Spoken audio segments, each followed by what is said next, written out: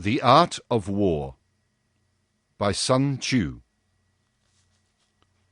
Chapter 1. Estimates. War is a matter of vital importance to the state, a matter of life or death, the road either to survival or to ruin. Hence, it is imperative that it be studied thoroughly. Appraise it in terms of the 5 fundamental factors sides, in order to ascertain the results of a war. The first of these factors is politics, the second, weather, the third, terrain, the fourth, the commander, and the fifth, doctrine. Politics means the thing which causes the people to be in harmony with their ruler, so that they will follow him in disregard of their lives and without fear of any danger. Weather signifies night and day, cold and heat, fine days and rain, and change of seasons. Terrain means distances, and refers to whether the ground is traversed with ease or difficulty, and to whether it is open or constricted, and influences your chances of life or death. The commander stands for the general's qualities of wisdom, sincerity, benevolence, courage, and strictness. Doctrine is to be understood as the organization of the army, the gradations of rank among the officers, the regulation of supply routes, and the provision of military materials to the army. These 5 fundamental factors are familiar to every general. Those who master them win. Those who do not are defeated. Therefore, in laying plans, compare the following 7 elements, appraising them with the utmost care. 1. Which ruler is wise and more able? 2. Which commander is more talented? 3. Which army obtains the advantages of nature and the terrain? 4. In which army are regulations and instructions better carried out? 5. Which troops are stronger? 6. Which army has the better trained officers and men? 7. Which army administers rewards and punishments in a more enlightened and correct way? By means of these 7 elements, I shall be able to forecast which side will be victorious and which will be defeated. The general who heeds my counsel is sure to win. Such a general should be retained in command. One who ignores my counsel is certain to be defeated. Such a one should be dismissed. Having paid attention to my counsel and plans, the general must create a situation which will contribute to our accomplishment. By situation, I mean he should take the field situation into consideration and act in accordance with what is advantageous. All warfare is based on deception. Therefore, when capable of attacking, feign incapacity. When active in moving troops, feign inactivity. When near the enemy, make it seem that you are far away. When far away, make it seem that you are near. Hold out baits to lure the enemy. Strike the enemy when he is in disorder. Prepare against the enemy when he is secure at all points. Avoid the enemy for the time being when he is stronger. If your opponent is of choleric temper, try to irritate him. If he is arrogant, try to encourage his egotism. If the enemy troops are well prepared after reorganization, try to wear them down. If they are united, try to sow dissension among them. Attack the enemy where he is unprepared, and appear where you are not expected. These are the keys to victory for a strategist. It is not possible to formulate them in detail beforehand. Now, if the estimates are made before a battle indicates victory, it is because careful calculations show that your conditions are more favorable than those of your enemy. If they indicate defeat, it is because careful calculations show that favorable conditions for a battle are fewer. With more careful calculations, one can win. With less, one cannot. How much less chance of victory has one who makes no calculations at all? By this means, one can foresee the outcome of a battle. Chapter 2. Waging War. In operations of war, when 1,000 fast 4-horse chariots, 1,000 heavy chariots, and 1,000 mail-clad soldiers are required, when provisions are transported for 1,000 li, when there are expenditures at home and at the front, and stipends for entertainment of envoys and advisers, the cost of materials such as glue and lacquer, and of chariots and armour, will amount to 1,000 pieces of gold a day. 100,000 troops may be dispatched only when this money is in hand. A speedy victory is the main object in war. If this is long in coming, weapons are blunted and morale depressed. If troops are attacking cities, their strength will be exhausted. When the enemy engages in protracted campaigns, the resources of the state will fall short. When your weapons are dulled and ardour dampened, your strength exhausted and treasure spent, the chieftains of the neighbouring states will take advantage of your crisis to act.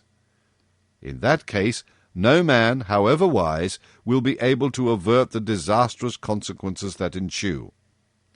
Thus, while we have heard of stupid haste in war, we have not yet seen a clever operation that was prolonged. For there never has been a protracted war which benefited a country. Therefore, those unable to understand the evils inherent in employing troops are equally unable to understand the advantageous ways of doing so. Those adept in waging war do not require a second levy of conscripts or more than 2 provisionings. They carry military equipment from the homeland, but rely on the enemy for provisions. Thus, the army is plentifully provided with food. When a country is impoverished by military operations, it is due to distant transportation. Carrying supplies for great distances renders the people destitute. Where troops are gathered, prices go up. When prices rise, the wealth of the people is drained away. When wealth is drained away, the people will be afflicted with urgent and heavy exactions. With this loss of wealth and exhaustion of strength, the households in the country will be extremely poor, and 7/10 of their wealth dissipated. As to government expenditures, those due to broken-down chariots, worn-out horses, armour and helmets, bows and arrows, spears and shields, protective mantles, draft oxen and wagons, will amount to 60% of the total. Hence, a wise general sees to it that his troops feed on the enemy, for 1 zong of the enemy's provisions is equivalent to 20 of one's own, and 1 shi of the enemy's fodder to 20 shi of one's own. In order to make the soldiers courageous in overcoming the enemy, they must be roused to anger. In order to capture more booty from the enemy, soldiers must have their rewards. Therefore, in chariot fighting, when more than 10 chariots are captured, reward those who take the first. Replace the enemy's flags and banners with your own, mix the captured chariots with yours, and mount them. Treat the prisoners of war well, and care for them. This is called winning a battle and becoming stronger. Hence, what is valued in war is victory, not prolonged operations.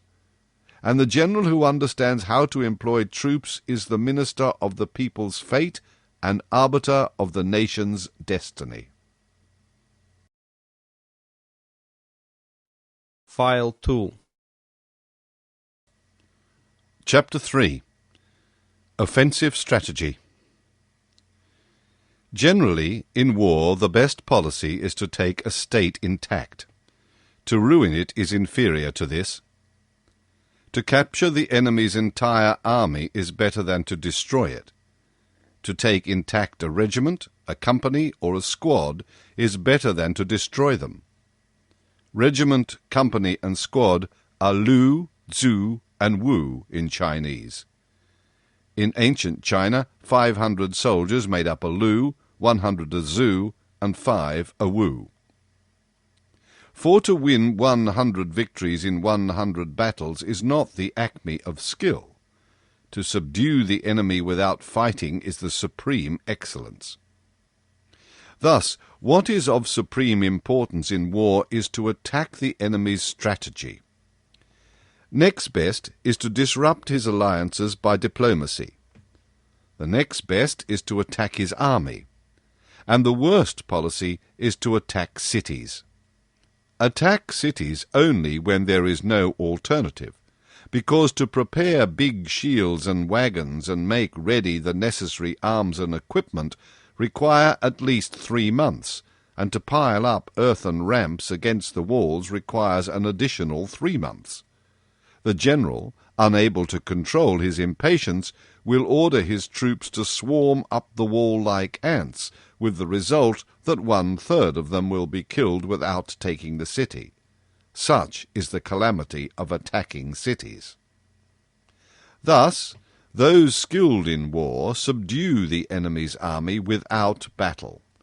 They capture the enemy's cities without assaulting them, and overthrow his state without protracted operations. Their aim is to take all under heaven intact by strategic considerations. Thus their troops are not worn out, and their gains will be complete. This is the art of offensive strategy. Consequently, the art of using troops is this: when 10 to the enemy's 1, surround him. When 5 times his strength, attack him. If double his strength, divide him. If equally matched, you may engage him with some good plan. If weaker numerically, be capable of withdrawing. And if in all respects unequal, be capable of eluding him, for a small force is but booty for one more powerful if it fights recklessly. Now the general is the assistant to the sovereign of the state. If this assistance is all-embracing, the state will surely be strong. If defective, the state will certainly be weak. Now there are 3 ways in which a sovereign can bring misfortune upon his army. 1. When ignorant that the army should not advance, to order an advance, or when ignorant that it should not retire, to order a retirement. This is described as hobbling the army. 2. When ignorant of military affairs, to interfere in their administration. This causes the officers to be perplexed. 3. When ignorant of command problems, to interfere with the direction of fighting. This engenders doubts in the minds of the officers. If the army is confused and suspicious, neighbouring rulers will take advantage of this and cause trouble. This is what is meant by a confused army leads to another's victory. Thus, there are 5 points in which victory may be predicted. 1. He who knows when he can fight and when he cannot will be victorious. 2. He who understands how to fight in accordance with the strength of antagonistic forces will be victorious. 3. He whose ranks are united in purpose will be victorious. 4. He who is well prepared and lies in wait for an enemy who is not well prepared will be victorious. 5. He whose generals are able and not interfered with by the sovereign will be victorious. It is in these 5 matters that the way to victory is known. Therefore I say, know the enemy and know yourself. In 100 battles you will never be defeated. When you are ignorant of the enemy but know yourself, your chances of winning or losing are equal. If ignorant both of your enemy and of yourself, you are sure to be defeated in every battle. Chapter 4. Dispositions. The skilled warriors in ancient times first made themselves invincible and then awaited the enemy's moment of vulnerability. Invincibility depends on oneself, but the enemy's vulnerability on himself. It follows that those skilled in war can make themselves invincible, but cannot cause an enemy to be certainly vulnerable. Therefore, it can be said that one may know how to win, but cannot necessarily do so. Defend yourself when you cannot defeat the enemy, and attack the enemy when you can. One defends when his strength is inadequate. He attacks when it is abundant. Those who are skilled in defence hide themselves as under the ninefold earth. In ancient China, the number 9 was used to signify the highest number. Those in attack flash forth as from above the ninefold heavens. Thus, they are capable both of protecting themselves and of gaining a complete victory. To foresee a victory which the ordinary man can foresee is not the acme of excellence. Neither is it for you to triumph in battle and are universally acclaimed expert, for to lift an autumn down requires no great strength. To distinguish between the sun and moon is no test of vision. To hear the thunderclap is no indication of acute hearing. In ancient times, those called skilled in war conquered an enemy easily conquered, and therefore the victories won by a master of war gain him neither reputation for wisdom nor merit for courage, for he wins his victories without erring. Without erring, he establishes the certainty of his victory. He conquers an enemy already defeated. Therefore, the skilful commander takes up a position in which he cannot be defeated and misses no opportunity to overcome his enemy. Thus, a victorious army always seeks a battle after his plans indicate that victory is possible under them, whereas an army destined to defeat fights in the hope of winning, but without any planning. Those skilled in war cultivate their policies and strictly adhere to the laws and regulations. Thus it is in their power to control success. Now, the elements of the art of war are first, the measurement of space; second, the estimation of quantities; third, calculations; fourth, companions; and fifth, chances of victory. Measurements of space are derived from the ground. Quantities derived from measurement, figures from quantities, comparison from figures, and victory from comparisons. Thus, a victorious army is as 1 yi, an ancient Chinese weight approximately equivalent to 24 ounces, balanced against a grain, and a defeated army is as a giant balanced against 1 yi. It is because of disposition that a victorious general is able to make his soldiers fight with the effect of pent-up waters which, suddenly released, plunge into a bottomless abyss.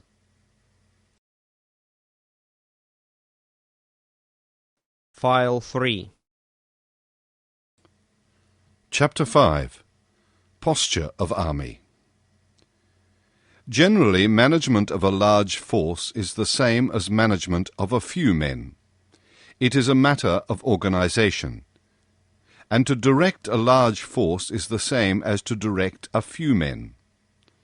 This is a matter of formations and signals. That the army is certain to sustain the enemy's attack without suffering defeat is due to operations of the extraordinary and the normal forces. Troops thrown against the enemy as a grindstone against eggs is an example of a solid acting upon a void. Generally, in battle, use the normal force to engage and use the extraordinary to win.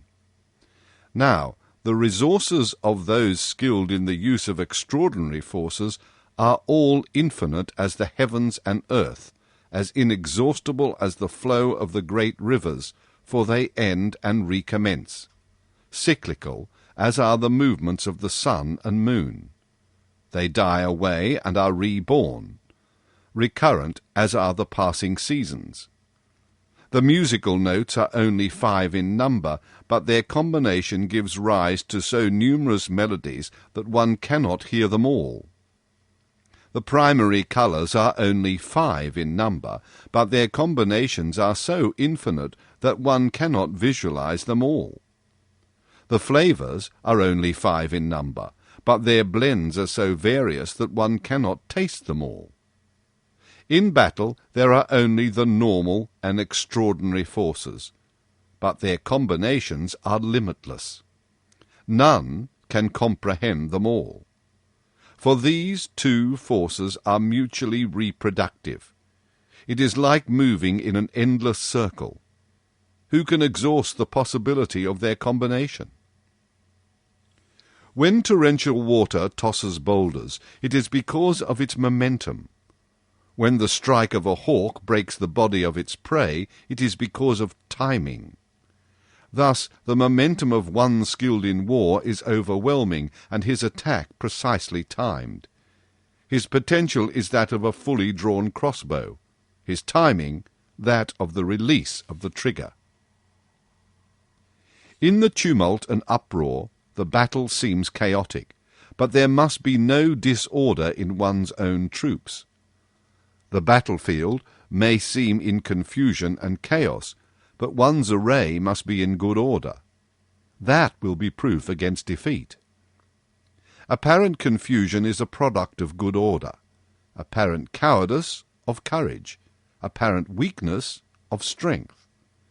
Order or disorder depends on organization and direction, courage or cowardice on circumstances, strength or weakness on tactical dispositions. Thus, one who is skilled at making the enemy move does so by creating a situation according to which the enemy will act. He entices the enemy with something he is certain to want. He keeps the enemy on the move by holding out bait and then attacks him with picked troops. Therefore, a skilled commander seeks victory from the situation and does not demand it of his subordinates. He selects suitable men and exploits the situation. He who utilizes the situation uses his men in fighting as one rolls logs or stones. Now the nature of logs and stones is that on stable ground they are static. On a slope they move. If square, they stop. If round, they roll. Thus, the energy of troops skillfully commanded in battle may be compared to the momentum of round boulders which roll down from a mountain thousands of feet in height. Chapter 6. Void and Actuality. Generally, he who occupies the field of battle first and awaits his enemy is at ease, and he who comes later to the scene and rushes into the fight is weary. And therefore those skilled in war bring the enemy to the field of battle and are not brought there by him. One able to make the enemy come of his own accord does so by offering him some advantage, and one able to stop him from coming does so by preventing him. Thus, when the enemy is at ease, be able to tire him; when well fed, to starve him; when at rest, to make him move. Appear at places which he is unable to rescue. Move swiftly in a direction where you are least expected. That you may march 1,000 li without tiring yourself is because you travel where there is no enemy. To be certain to take what you attack is to attack a place the enemy does not or cannot protect. To be certain to hold what you defend is to defend a place the enemy dares not or is not able to attack. Therefore, against those skilled in attack, the enemy does not know where to defend, and against the experts in defense, the enemy does not know where to attack. How subtle and insubstantial that the expert leaves no trace! How divinely mysterious that he is inaudible! Thus, he is master of his enemy's fate. His offensive will be irresistible if he makes for his enemy's weak positions. He cannot be overtaken when he withdraws if he moves swiftly. When I wish to give battle, my enemy, even though protected by high walls and deep moats, cannot help but engage me, for I attack a position he must relieve. When I wish to avoid battle, I may defend myself simply by drawing a line on the ground. The enemy will be unable to attack me because I divert him from going where he wishes. If I am able to determine the enemy's dispositions, while at the same time I conceal my own, then I can concentrate my forces, and his must be divided. And if I concentrate while he divides, I can use my entire strength to attack a fraction of his. Therefore, I will be numerically superior. Then, if I am able to use many to strike a few at the selected point, those I deal with will fall into hopeless straits. The enemy must not know where I intend to give battle. For if he does not know where I intend to give battle, he must prepare in a great many places. And when he prepares in a great many places, those I have to fight will be few. For if he prepares to the front, his rear will be weak, and if to the rear, his front will be fragile. If he strengthens his left, his right will be vulnerable, and if his right, there will be few troops on his left. And when he sends troops everywhere, he will be weak everywhere. Numerical weakness comes from having to guard against possible attacks. Numerical strength from forcing the enemy to make these preparations against us. If one knows where and when a battle will be fought, his troops can march 1,000 li and meet on the field. But if one knows neither the battleground nor the day of battle, the left will be unable to aid the right, and the right will be unable to aid the left, and the van will be unable to support the rear, and the rear the van.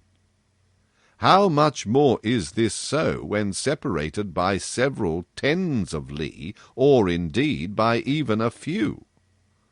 Although I estimate the troops of Yui as many, of what benefit is this superiority with respect to the outcome of war? Thus, I say that victory can be achieved. For even if the enemy is numerically stronger, I can prevent him from engaging. Therefore, analyze the enemy's plans so that you will know his shortcomings as well as strong points. Agitate him in order to ascertain the pattern of his movement. Lure him out to reveal his dispositions and ascertain his position. Launch a probing attack in order to learn where his strength is abundant and where deficient. The ultimate in disposing one's troops is to conceal them without ascertainable shape. Then the most penetrating spies cannot pry, nor can the wise lay plans against you. It is according to the situations that plans are laid for victory, but the multitude does not comprehend this. Although everyone can see the outward aspects, none understands how the victory is achieved. Therefore, when a victory is won, one's tactics are not repeated. One should always respond to circumstances in an infinite variety of ways. Now, an army may be likened to water, for just as flowing water avoids the heights and hastens to the lowlands, so an army should avoid strength and strike weakness. And as water shapes its flow in accordance with the ground, so an army manages its victories in accordance with the situation of the enemy. And as water has no constant form, there are in warfare no constant conditions. Thus one able to win the victory by modifying his tactics in accordance with the enemy's situations may be said to be divine. Of the 5 elements, water, fire, metal, wood, and earth, none is always predominant. Of the 4 seasons, none lasts forever. Of the days, some are long and some short, and the moon waxes and wanes. That is also the law of employing troops. File 4. Chapter 7. Maneuvering. Normally in war, the general receives his commands from the sovereign. During the process from assembling the troops and mobilizing the people to blending the army into a harmonious entity and encamping it, nothing is more difficult than the art of maneuvering for advantageous positions. What is difficult about it is to make the devious route the more direct and to turn disadvantage to advantage. Thus, march by an indirect route and divert the enemy by enticing him with a bait. So doing, you may set out after he does and arrive at the battlefield before him.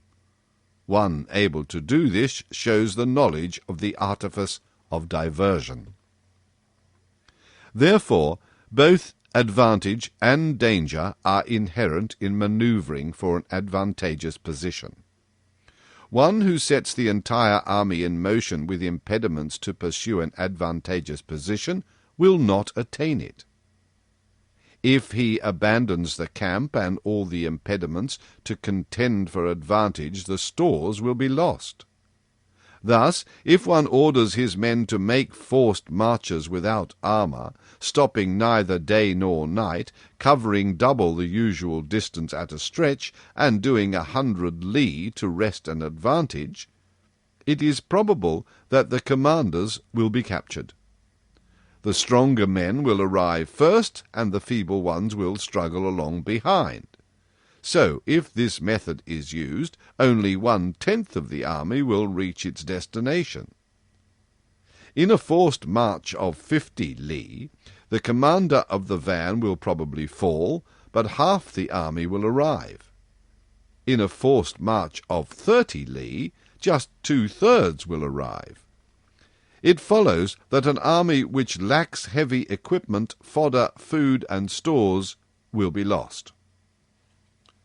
One who is not acquainted with the designs of his neighbours should not enter into alliances with them. Those who do not know the conditions of mountains and forests, hazarded defiles, marshes and swamps, cannot conduct the march of an army. Those who do not use local guides are unable to obtain the advantages of the ground. Now, war is based on deception. Move when it is advantageous, and create changes in the situation by dispersal and concentration of forces. When campaigning, be swift as the wind. In leisurely marching, majestic as the forest. In raiding and plundering, be fierce as fire. In standing, firm as the mountains. When hiding, be as unfathomable as things behind the clouds. When moving, fall like a thunderbolt. When you plunder the countryside, divide your forces. When you conquer territory, defend strategic points. Weigh the situation before you move. He who knows the artifice of diversion will be victorious. Such is the art of manoeuvring. The Book of Military Administration says, "As the voice cannot be heard in battle, drums and gongs are used. As troops cannot see each other clearly in battle, flags and banners are used." Now, gongs and drums, banners and flags are used to identify the action of the troops. When the troops can be thus united, the brave cannot advance alone, nor can the cowardly withdraw. This is the art of directing large masses of troops. In night fighting, use many torches and drums. In day fighting, many banners and flags, in order to guide the sight and hearing of our troops. Now, an army may be robbed of its spirit and its commander deprived of his confidence. At the beginning of a campaign, the spirits of soldiers are keen. After a certain time, they flag, and, in the later stage, thoughts turn towards home. And therefore, those skilled in war avoid the enemy when his spirit is keen, and attack him when it is sluggish and his soldiers homesick. This is control of the moral factor. In good order they await a disorderly enemy. In serenity, a clamorous one. This is control of the mental factor. Close to the field of battle, they await an enemy coming from afar. At rest, they await an exhausted enemy. With well-fed troops, they await hungry ones. This is control of the physical factor. They do not engage an enemy advancing with well-ordered banners, nor one whose formations are in impressive array. This is control of the factor of changing circumstances. Therefore, the art of employing troops is that when the enemy occupies high ground, do not confront him uphill, and when his back is resting on hills, do not make a frontal attack. When he pretends to flee, do not pursue. Do not attack troops whose spirits are keen. Do not swallow bait. Do not thwart an enemy who is returning homewards. Leave a way of escape to a surrounding enemy, and do not press a desperate enemy too hard. Such is the art of employing troops. Chapter 8. The 9 Variables. In general, the system of employing troops is that the commander receives his mandate from the sovereign to mobilize the people and assemble the army. You should not encamp on grounds hard to approach. Unite with your allies on grounds intersected with highways. Do not linger on desolate ground. In enclosed ground, resort to stratagem. In death ground, fight a last-ditch battle. There are some roads which must not be followed, some troops which must not be attacked, some cities which must not be assaulted, and some ground which should not be contested. There are also occasions when the commands of the sovereign need not be obeyed. Therefore, a general, thoroughly versed in the advantages of the 9 variable factors, knows how to employ troops. One who does not understand their advantages will not be able to use the terrain to his advantage, even though he is well acquainted with it. In the direction of military operations, one who does not understand the tactics suitable to the 9 variable situations will be unable to use his troops effectively, even if he understands the 5 advantages, referring to the 5 situations mentioned at the beginning of this paragraph. And for this reason, A wise general in his deliberations must consider both favourable and unfavourable factors. By taking into account the favourable factors, he makes his plan feasible. By taking into account the unfavourable, he may avoid possible disasters. He who wants to subdue dukes in neighbouring states does so by inflicting injury upon them. He who wants to control them does so by keeping them constantly occupied, and he who makes them rush about does so by offering them ostensible advantages. It is a doctrine of war not to assume the enemy will not come, but rather to rely on one's readiness to meet him, and not to presume that he will not attack, but rather to make oneself invincible. There are 5 qualities which are fatal in the character of a general. If reckless, he can be killed. If cowardly, captured. If quick-tempered, he can be provoked to rage and make a fool of himself. If he has too delicate a sense of humour, he can be easily insulted. If he is of a compassionate nature, you can harass him. Now, these 5 traits of character are serious faults in a general, and in military operations are calamitous. The ruin of the army and the death of the general are inevitable results of these shortcomings. They must be deeply pondered.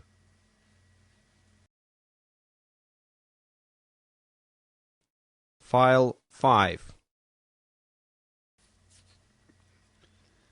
Chapter 9. On the March. When an army takes up a position and confronts the enemy, it has to observe and judge the enemy's situation. In doing so, it should pay attention to the following. When crossing the mountains, be sure to stay close to valleys. When encamping, select high ground facing the sunny side. When high ground is occupied by the enemy, do not ascend to attack. So much for taking a position in mountains. After crossing a river, you must move some distance away from it. When an advancing enemy crosses water, do not meet him in midstream. It is advantageous to allow half his force to cross and then strike. If you wish to give battle, do not confront your enemy near the water. Take a position on high ground facing the sun. Do not take a position at the lower reaches of the enemy. This relates to positions near a river. Cross salt marshes speedily. Do not linger in them.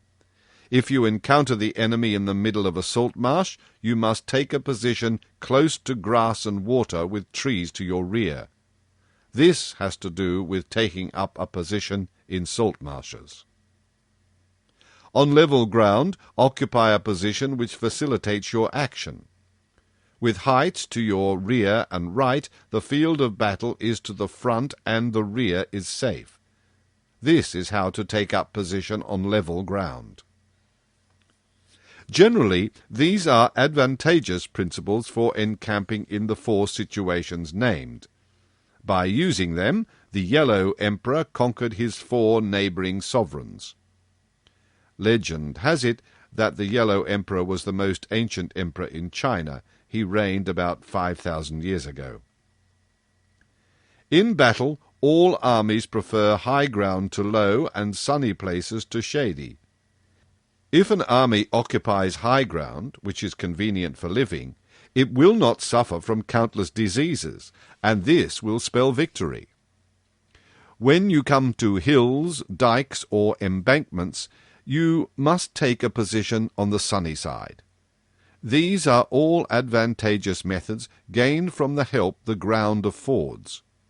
When the rain falls in the upper reaches of a river and foaming water descends, those who wish to ford must wait until the waters subside. Where there are precipitous torrents such as heavenly wells, heavenly prisons, heavenly nets, heavenly traps, and heavenly cracks, you must march speedily away from them. Do not approach them. Keep a distance from them and draw the enemy towards them. Face them and cause the enemy to put his back to them. When, on the flanks of the army, there are dangerous defiles or ponds covered with aquatic grasses where reeds and rushes grow, or forested mountains with dense tangled undergrowth, you must carefully search them out, for these are places where ambushes are laid and spies are hidden. When the enemy is nearby but remains calm, he is depending on a favourable position. When he challenges battle from afar, he wishes to lure you to advance. When he is on easy ground, he must be in an advantageous position. When the trees are seen to move, it means the enemy is advancing. When many screens have been placed in the undergrowth, it is for the purpose of deception. Birds rising in flight are a sign that the enemy is lying in ambush. When the wild animals are startled and flee, the enemy is trying to take you unawares. Dust spurting upwards in high straight columns indicates the approach of chariots. When it hangs low and is widespread, it betokens that infantry is approaching. When dust rises in scattered areas, the enemy is collecting and bringing in firewood. When there are numerous small patches which seem to come and go, he is encamping the army. When the enemy's envoys speak in humble terms, but the army continues preparations, that means it will advance. When their language is strong and the enemy pretentiously advances, these may be signs that the enemy will retreat. When light chariots first go out and take positions on the flanks, the enemy is forming. When, without a previous understanding, the enemy asks for a truce, he must be plotting. When his troops march speedily and he parades his battle chariots, he is expecting to rendezvous with reinforcements. When half his force advances and half withdraws, he is attempting to decoy you. When his troops lean on their weapons, they are famished. When drawers of water drink before carrying it to camp, his troops are suffering from thirst. When the enemy sees an advantage but does not advance to seize it, he is fatigued. When birds gather above the enemy's campsites, they are unoccupied. When at night the enemy's camp is clamorous, it betokens nervousness. When his troops are disorderly, the general has no prestige. When his flags and banners are shifted about constantly, he is in disarray. If the officers are short-tempered, they are exhausted. When the enemy feeds grain to the horses and kills its cattle for food, and when his troops neither hang up their cooking pots nor return to their shelters, the enemy is desperate. When the troops continually gather in small groups and whisper together, the general has lost the confidence of the army. Too frequent rewards indicate that the general is at the end of his resources. Too frequent punishments that he is in acute distress. If the officers at first treat the men violently and later are fearful of them, it shows supreme lack of intelligence. When the enemy's troops march up angrily and although facing you, neither join battle for a long time nor leave, the situation requires great vigilance and thorough investigation. In war, numbers alone confer no advantage. It is sufficient if you do not advance relying on sheer military power. If you estimate the enemy situation correctly and then concentrate your strength to overcome the enemy, there is no more to it than this. He who lacks foresight and underestimates his enemy will surely be captured by him. If troops are punished before their loyalty is secured, they will be disobedient. If not obedient, it is difficult to employ them. If troops have become attached to you, but discipline cannot be enforced, you cannot employ them. Thus, command them with civility, but keep them under control by iron discipline, and it may be said that victory is certain. If orders are consistently carried out to instruct the troops, they will be obedient. If orders are not consistently carried out to instruct them, they will be disobedient. If orders are consistently trustworthy and are carried out, it shows that the relationship of a commander with his troops is satisfactory. File 6. Chapter 10. Terrain. Ground may be classified according to its nature as accessible, entangling, temporizing, precipitous, distant, or having narrow passes. Ground which both we and the enemy can traverse with equal ease is called accessible. On such ground, he who first takes high sunny positions and keeps his supply routes unimpeded can fight advantageously. Ground easy to reach but difficult to get out of is called entangling. The nature of this ground is such that if the enemy is unprepared and you sally out, you may defeat him. If the enemy is prepared and you sally out, but do not win, and it is difficult for you to return, it is unprofitable.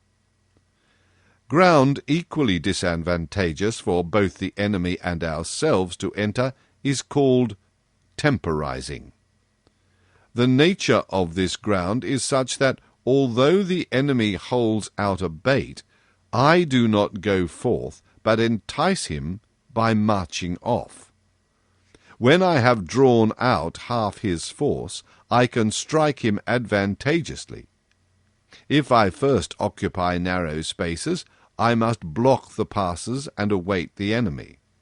If the enemy first occupies such ground and blocks the defiles, I should not attack him. If he does not block them completely, I may do so. On the precipitous ground, I must take a position on the sunny heights and await the enemy. If he first occupies such ground, I march off. I do not attack him. When at a distance from an enemy of equal strength, it is difficult to provoke battle and unprofitable to engage him. These are the principles relating to 6 different types of ground. It is the highest responsibility of the general to inquire into them with the utmost care. There are 6 conditions in which troops fail. These are flight, insubordination, collapse in disorder, distress, disorganization, and rout. None of these disasters can be attributed to natural causes, but to the fault of the general. Other conditions being equal, if a force attacks one 10 times its size, the result is flight. When soldiers are strong and officers weak, the army is insubordinate. When the officers are valiant and the soldiers ineffective, the result is collapse. When officers are angry and insubordinate, and on encountering the enemy rush into battle with no understanding of the feasibility of engaging and without awaiting orders from the commander, the army is in distress. When the general is morally weak and without authority, when his instructions and guidance are not enlightened, when there are no consistent rules to guide the officers and men, and when the formations are slovenly, the result is disorganization. When a commander unable to estimate his enemy uses a small force to engage a large one, or weak troops to strike the strong, or when he fails to select shock troops for the van, the result is rout. When any of these 6 conditions prevails, the army is on the road to defeat.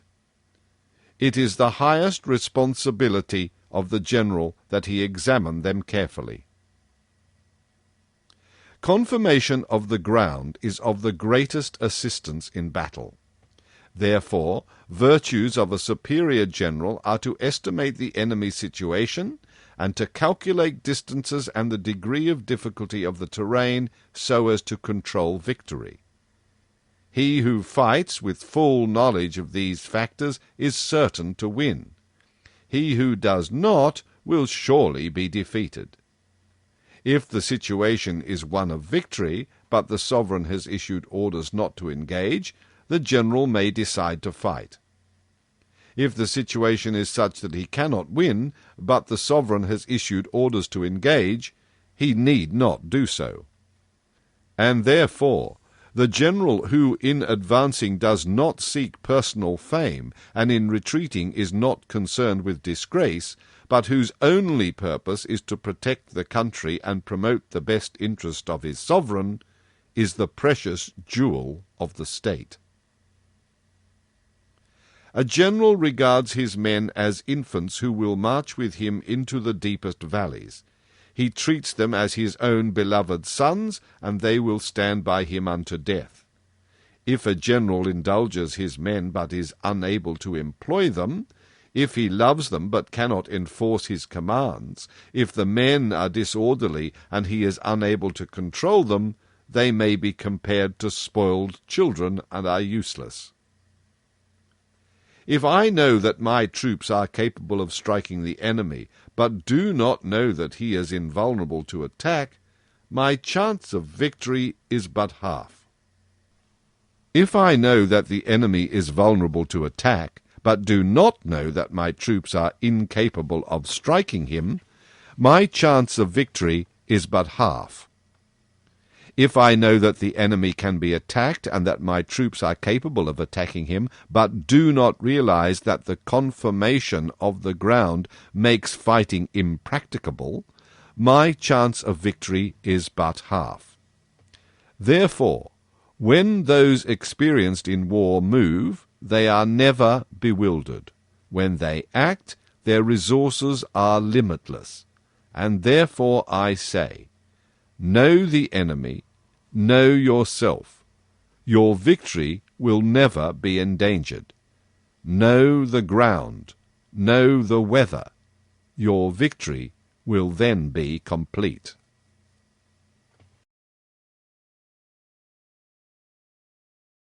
File 7. Chapter 11. The 9 Varieties of Ground. In respect to the employment of troops, ground may be classified as dispersive, frontier, key, open, focal, serious, difficult, encircled, and desperate. When a feudal lord fights in his own territory, he is in dispersive ground. When he makes but a shallow penetration into enemy territory, he is in frontier ground. Ground equally advantageous to occupy is key ground. Ground equally accessible is open. When a state is enclosed by 3 other states, its territory is focal. He who first gets control of it will gain the support of the majority of neighbouring states. When the army has penetrated deep into hostile territory, leaving far behind many enemy cities and towns, it is in serious ground. When the army traverses mountains, forests, or precipitous country, or marches through defiles, marshlands, or swamps, or any place where the going is hard, it is in difficult ground. Ground to which access is constricted, where the way out is tortuous, and where a small enemy force can strike a large one, is called encircled. Ground in which the army survives only if it fights with the courage of desperation is called desperate. And therefore do not fight in dispersive ground, do not stop in the frontier borderlands. Do not attack an enemy who occupies key ground first. In open ground, do not allow your formations to become separated and your communications to be blocked. In focal ground, ally with neighbouring states. In serious ground, gather in plunder. In difficult ground, press on. In encircled ground, devise stratagems.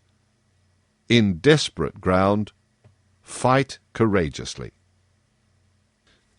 In ancient times, those described as skilled in war made it impossible for the enemy to unite his front and his rear, for his divisions both large and small to cooperate, for his good troops to succour the poor, and for officers and men to support each other.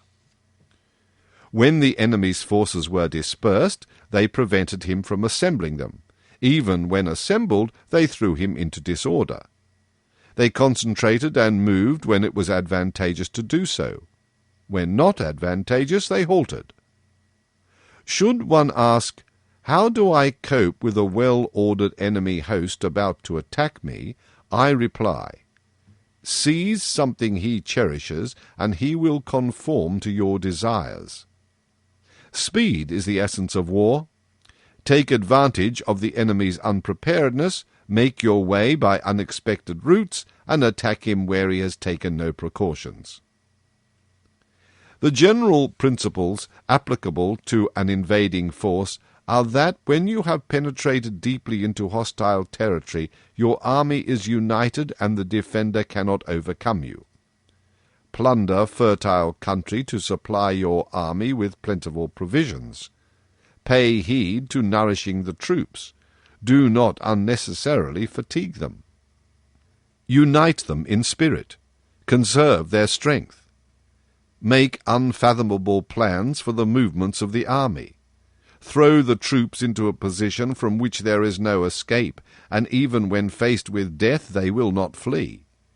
For if prepared to die, what can they not achieve? Then officers and men together put forth their utmost efforts. In a desperate situation they fear nothing. When there is no way out, they stand firm. Deep in a hostile land they are bound together, and there, where there is no alternative, they will engage the enemy in hand-to-hand combat. Thus, such troops need no encouragement to be vigilant. Without extorting their support, the general obtains it. Without inviting their affection, he gains it. Without demanding their discipline, he wins it. Prohibit superstitious doubts and do away with rumours. Then nobody will flee, even facing death. My officers have no surplus of wealth, but it is not because they disdain riches. They have no expectation of long life, but it is not because they dislike longevity.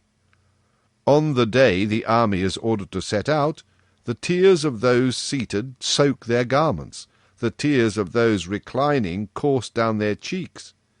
But throw them into a situation where there is no escape, and they will display the immortal courage of Sun Tzu and Cao Kuei. Sun Tzu and Cao Kuei both lived in the spring and autumn period, and were said to be brave warriors undaunted in the face of death.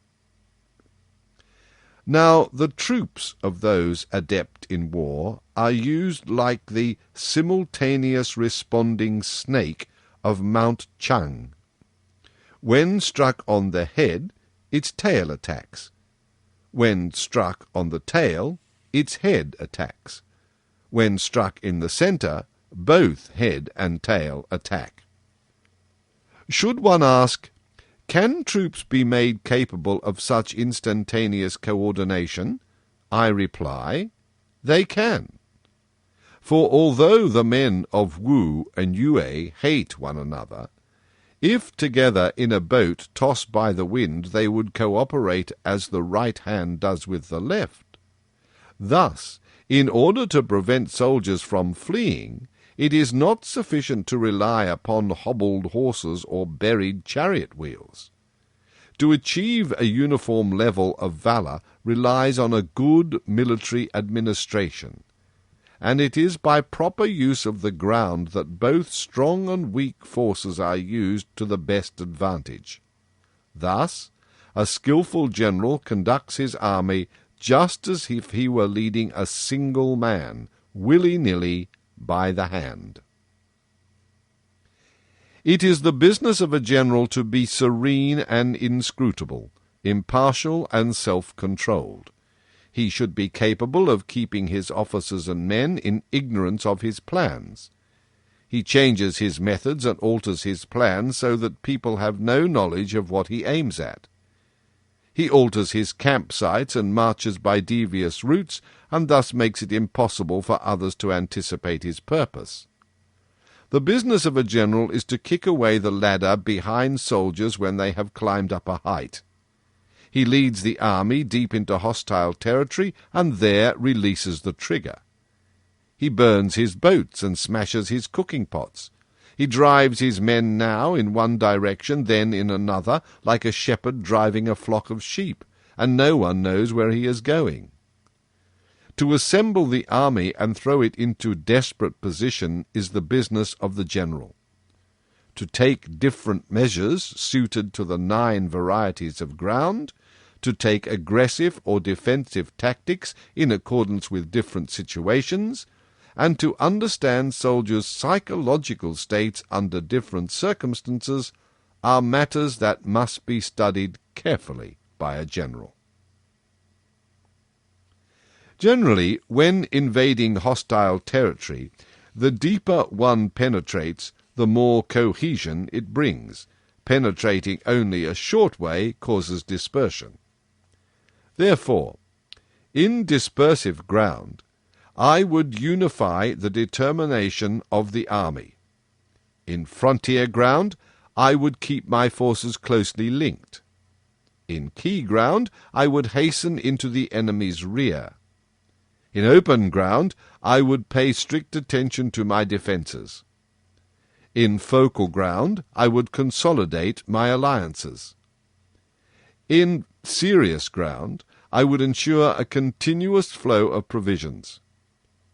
In difficult ground, I would march past the roads speedily. In encircled ground, I would block the points of access and egress. In desperate ground, I would make it evident that there is no chance of survival. For it is the nature of soldiers to resist when surrounded, to fight to the death when there is no alternative, and when desperate, to follow commands implicitly. One ignorant of the plans of neighbouring states cannot make alliances with them. If ignorant of the conditions of mountains, forests, dangerous defiles, swamps, and marshes, he cannot conduct the march of an army. If he fails to make use of native guides, he cannot gain the advantages of the ground. A general ignorant of even one of these 9 varieties of ground is unfit to command the armies of a hegemonic king. Now, when a hegemonic king attacks a powerful state, he makes it impossible for the enemy to concentrate his troops. He overawes the enemy and prevents his allies from joining in. It follows that there is no need to contend against powerful combinations, nor is there any need to foster the power of other states. He relies for the attainment of his aims on his ability to overawe his opponents, and so he can take the enemy's cities and overthrow the enemy's state, bestow rewards without respect to customary practice, publish orders without respect to precedent. Thus, you may employ the entire army as you would one man. Set the troops to their tasks without imparting your designs. Use them to gain advantage without revealing the dangers involved. Throw them into a perilous situation and they will survive. Put them in desperate ground and they will live. For when the army is placed in such a situation, it can snatch victory from defeat. Now the crux of military operations lies in the pretense of following the designs of the enemy, and once there is a loophole that can be used, concentrate your forces against the enemy. Thus, even marching from a distance of 1,000 li, you can kill his general. This is called the ability to achieve one's aim in an artful and ingenious manner. Therefore, when the time comes to execute the plan to attack, you should close the passes, rescind the passports, have no further intercourse with the enemy's envoys, and exhort the temple council to execute the plans. When the enemy presents an opportunity, speedily take advantage of it. Seize the place which the enemy values without making an appointment for battle with him. In executing the plan, you should change according to the enemy's situation in order to win victory. Therefore, at first you should pretend to be as shy as a maiden. When the enemy gives you an opening, be swift as a hare, and he will be unable to withstand you.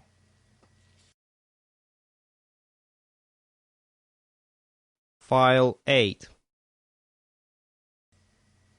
Chapter 12. Attack by Fire. There are 5 ways of attacking with fire. The first is to burn soldiers, the second to burn provisions, the third to burn equipment, the fourth to burn arsenals, and the fifth to burn the lines of transportation. To use fire, some medium must be relied on. Equipment for setting fires must always be at hand. There are suitable times and appropriate days on which to raise fires. Times means when the weather is scorching hot. Days means when the moon is in Sagittarius, Alpheratz, E, or Zen constellations, for these are days of rising winds. Now, in fire attacks, one must respond to the changing situation. When fire breaks out in the enemy's camp, immediately coordinate your action from without. But if the enemy troops remain calm, bide your time and do not attack at once. When the fire reaches its height, follow up if you can. If you cannot do so, wait. If you can raise fires outside the enemy camp, it is not necessary to wait until they are started inside. Set fires at suitable times. When fires are raised upward, do not attack from downward. When the wind blows during the day, it will die down at night. Now the army must know the 5 different fire attack situations and wait for appropriate times.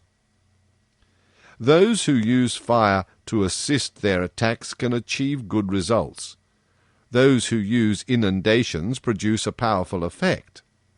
Water can isolate an enemy, but cannot destroy his supplies or equipment as fire can. Now, to win battles and take your objectives, but to fail to consolidate these achievements, is ominous and may be described as a waste of time. And therefore it is said that enlightened rulers must deliberate upon the plans to go to battle, and good generals carefully execute them. If not in the interests of the state, do not act. If you cannot succeed, do not use troops. If you are not in danger, do not fight a war. A sovereign cannot launch a war because he is enraged, nor can a general fight a war because he is resentful. For while an angered man may again be happy, and a resentful man again be pleased, a state that has perished cannot be restored, nor can the dead be brought back to life. Therefore, the enlightened ruler is prudent, and the good general is warned against rash action. Thus the state is kept secure, and the army preserved. Chapter 13. Use of Spies. Now, when an army of 100,000 is raised and dispatched on a distant campaign, the expenses borne by the people, together with disbursements of the treasury, will amount to 1,000 pieces of gold daily. In addition, there will be continuous commotion both at home and abroad, people will be exhausted by the corvée of transport, and the farm work of 700,000 households will be disrupted. In ancient times, 8 families comprised a community. When one family sent a man to the army, the remaining 7 contributed to its support. Thus, when an army of 100,000 was raised, those unable to attend fully to their own ploughing and sowing amounted to 700,000 households. Hostile armies confront each other for years in order to struggle for victory in a decisive battle. Yet if one who begrudges rank, honours, and a few hundred pieces of gold remains ignorant of his enemy's situation, he is completely unaware of the interest of the state and the people. Such a man is no general, no good assistant to his sovereign, and such a sovereign no master of victory. Now, the reason a brilliant sovereign and a wise general conquer the enemy whenever they move, and their achievements surpass those of ordinary men, is their foreknowledge of the enemy's situation. This foreknowledge cannot be elicited from spirits, nor from gods, nor by analogy with past events, nor by astrologic calculations. It must be obtained from men who know the enemy's situation. Now there are 5 sorts of spies. These are native spies, internal spies, double spies, doomed spies, and surviving spies. When all these 5 types of spies are at work and their operations are clandestine, it is called the divine manipulation of threads, and is the treasure of a sovereign. Native spies are those from the enemy's country people whom we employ. Internal spies are enemy officials whom we employ. Double spies are enemy spies whom we employ. Doomed spies are those of our own spies who are deliberately given false information and told to report it to the enemy. Surviving spies are those who return from the enemy camp to report information.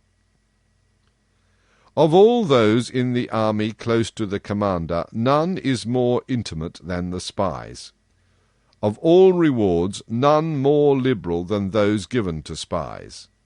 Of all matters, none is more confidential than those relating to spy operation. He who is not sage and wise, humane and just, cannot use spies, and he who is not delicate and subtle cannot get the truth out of them.